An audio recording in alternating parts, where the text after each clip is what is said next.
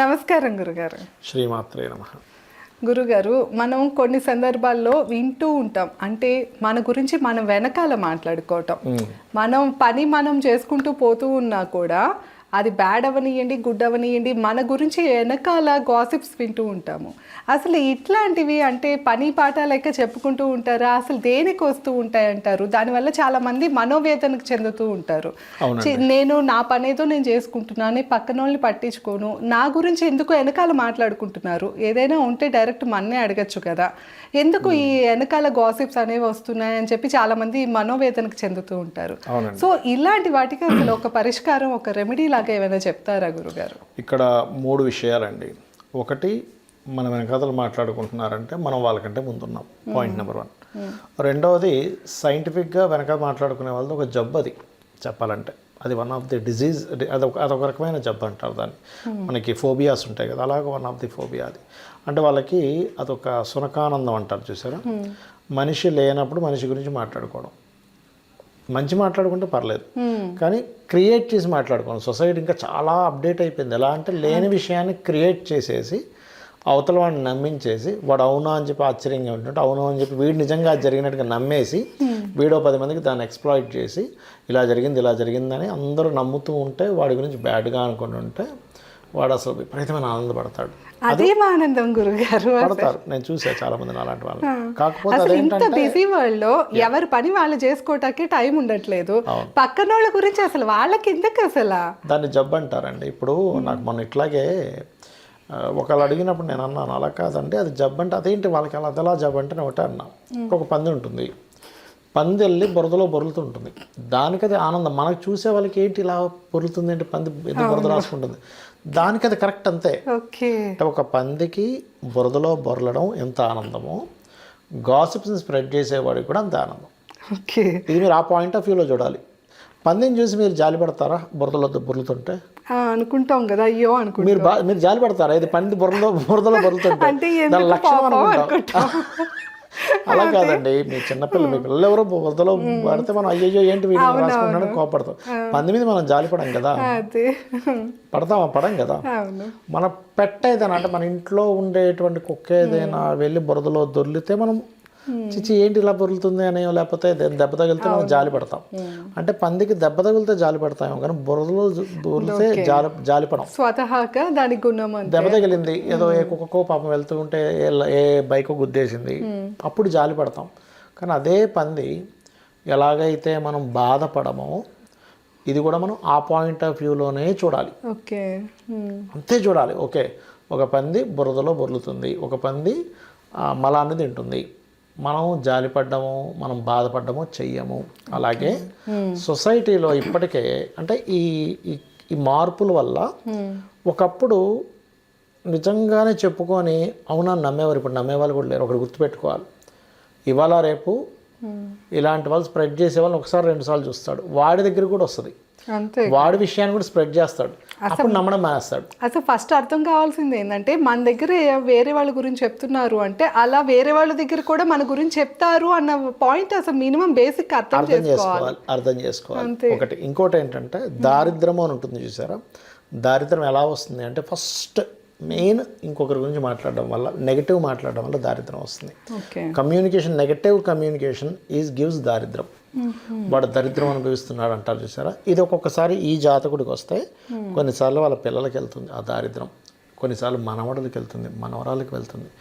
ఎప్పుడు వీళ్ళు నెగటివ్గా ఎప్పుడైతే ప్రచారం చేస్తున్నారో ఒక మనిషి మీద, లేదా నెగటివ్గా ఒక బురదలే ప్రయత్నం, అదేంటంటే ఒక జబ్బు. ఫోన్లు ఎత్తకపోవడం ఒక జబ్బు, మీరు నమ్ముతారు నమ్మరు, ఫోన్ ఎత్తకపోవడం కూడా జబ్బు అండి. నెగటివ్ ప్రచారం చేయడం ఒక జబ్బు. ప్రచారం చేస్తూ ఇంకా వాళ్ళకి అసలు అన్నం కూడా తినబుద్ధి కాదు ప్రచారం చేయకపోతే. సీరియస్గా చెప్తున్నా కదా, నేను చాలామందిని చూసా, సార్ నాకేం తోచట్లేదు సార్, నాకు షివరింగ్ వచ్చేస్తుంది సార్ అంటారు ప్రచారం చేయకపోతే. సీరియస్గా చెప్తున్నా, వాడికి వణుకు పుట్టేస్తుంటుంది, అసలు నిద్ర పట్టదు, కళ్ళు మండిపోతుంటాయి, కళ్ళు తొప్పిపోతాయి పొద్దున అయ్యేసరికి. ఆ ప్రచారం చేసేసే ఒక్కరికైనా చెప్పాక అప్పుడు అమ్మయ్యా అని చెప్పి ప్రశాంతంగా మాడిపోయిన మసాలా దోశ తింటుంటాడు అనమాట. నేనైతే అలా ప్రచారం చేసే వాళ్ళని ఇదొక జబ్బు అనే చూస్తా. నేను అనేది చాలా బాధ వస్తుంది. ఇప్పుడు మనం నవ్వుకుంటున్నాం, కానీ అలా ఏమీ చెయ్యని వ్యక్తి మీద ఒక ఇది వేసినప్పుడు చాలా బాధేస్తుంది. అవును, చాలా అంటే చాలా బాధేస్తుంది. అలాంటప్పుడు ఏం చేయాలి అంటే ఫస్ట్ అలా ప్రచారం జరిగినప్పుడు వాళ్ళకి ఫస్ట్ బాధపడేది మనసు. అంతే, మనసు మీదకి ఎఫెక్ట్ వస్తుంది.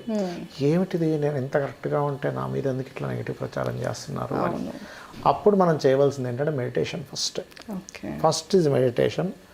రెండోది ఏంటంటే లలితా సహస్రనామాల్లో ఇలా ఇంకొకరు మీ మీద నిందలు వేయకుండా ఉండడానికి ఒక మంత్రం ఉంటుంది.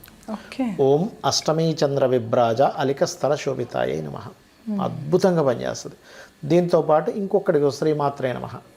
శ్రీమాత్రే నమః అంటే అమ్మవారు మన తల్లిలా కాపాడుతుంది. చూడండి, ఇప్పుడు మదర్ ఉందనుకోండి ఎట్లా కాపాడుతూ ఉంటుంది, ఒక ప్రొటెక్షన్ లాగా.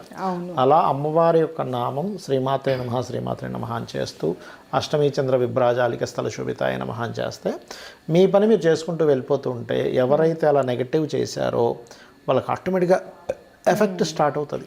మీరు ఏం చేయక్కర్లే, బ్లాక్ మ్యాజిక్లు వైట్ మ్యాజిక్ ఇవేం అక్కర్లే. అమ్మవారిని నమ్ముకొని మీరు కనుక ఇది చేయడం మొదలు పెడితే కంటిన్యూస్గా నాకు అమ్మవారు ఉంది, వాడు వీడు ప్రచారం చేయడం అని కాదు. ఫైనల్ డే ఒకటంటూ ఉంటుంది. ఆ రోజు ఎవరికి ఏ మార్కులు పడాలో అది పడుతూ ఉంటాయి. అలా ఎవరైతే అనుకోని చేస్తారో ఖచ్చితంగా వాళ్ళకి ఆ ఫలితం వచ్చి తీరుతుంది. ఇంకా అందులో డౌట్ లేదు. ఒకటే అనుకోవాలి, పాయింట్ నెంబర్ 1 వాడు వెనకున్నాడు కాబట్టి నా వెనక మాట్లాడుకుంటున్నాడు. పాయింట్ నెంబర్ 2 వాడు ఒక పంది, ఆ పంది బురదలో బొర్లుతుంది, ఆ పంది మలం తింటుంది. నేనేం చేస్తాను, పందిని చూసి నేనేం జాలిపడను, పంది తత్వం అనుకుంటాను. వాడు పంది, వాడు అట్లా బొర్లుతున్నాడు, అంతకుమించి మనం ఏం చేయలేము అనుకోవడం అంతే. డెఫినెట్గా గురుగారు మీరైతే ఒక మంచి సందేశమే ఇచ్చారు. ఫస్ట్ ఇలా చాలా మందికి మనోవేదన ఉంటుంది. అవునండి. సో అలాంటి వారికి ఎట్లాగా బిహేవ్ చేయాలి, మనం ఎట్లా రెక్టిఫై చేసుకోవాలో ఇక్కడ ఏమవుతుందంటే వాళ్ళు చేసే ప్రచారాల వల్ల మనం ఆవేశపడతాం. అవును, మనం దీన్ని కోల్పోతాం. కొంచెంసేపు ఆలోచించి దాన్ని జాగ్రత్తగా షార్ట్ టెంపర్ వచ్చేస్తుంది ఆ టైంలో. ఇప్పుడు నేను ఆ మధ్య ఒక 7 years 8 years బ్యాక్ క్లాసెస్ పెడుతున్నప్పుడు, అంతకుముందు పెట్టేవాడిని, గ్రూప్స్లో పెట్టేటప్పుడు ఒక అతను సడన్గా మీరు కమర్షియల్గా ఇట్లా నేర్పడానికి కూడా డబ్బులు తీసుకోవడం ఏంటేవో మెసేజ్ పెట్టేశాడు. నేను వెంటనే కొంచెంసేపు ఆలోచించి మీరు రోజు 3 సార్లు ఇలాంటి మెసేజ్ గ్రూప్లో ఉండి పెట్టండి, ఇలాగే పెడుతూ ఉండాలి మీరు అన్న. వెళ్ళిపోయాడు గ్రూప్లో నుంచి. మనం భయపడుతున్నాము అంటే వాడు ఎక్కువ చేస్తాడు. మీరు ఇలాగే చేయండి అన్నాం అనుకోండి, అసలు అర్థం కాదు ఇదేమిట్రా అంటే మిమ్మల్ని నుండి మేము కూడా పాజిటివ్ యాటిట్యూడ్ అనేది నేర్చుకోవాలి గురుగారు. చాలా మంది ఏంటంటే ఫస్ట్ హైపర్గా కోపంగానే రియాక్ట్ అవుతారు. దాదాపు వాళ్ళ గురించి మాట్లాడుకుంటున్నారని తెలియంగానే ఒక షార్ట్ టెంపర్ వచ్చేస్తుంది, కోపం వచ్చేస్తుంది. ఒకటే చెప్తాను నేను అందరికీ కూడా, మీరు ఎదుగుతున్నారు కాబట్టే వాడు వెనక మాట్లాడుకుంటున్నాను అంతే. అంటే మీరు పాజిటివ్గా నేను ఎదుగుతున్నాను ఫీల్ అవ్వండి, మాట్లాడుకోకపోతే ఫీల్ అవ్వండి. అయ్యో నా గురించి ఎవరు మాట్లాడుకోవట్లేదు, మనం ఒక ట్రెండింగ్ టాపిక్ అవ్వాలంటారు. అంతే.